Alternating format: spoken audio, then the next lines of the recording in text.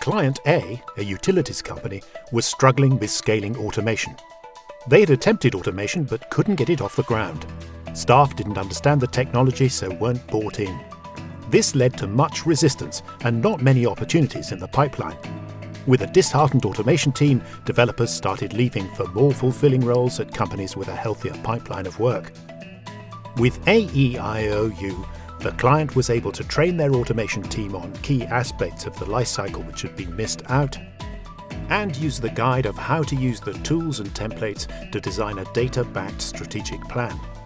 They were able to identify where the best opportunities were and what priority would tackle corporate objectives the fastest.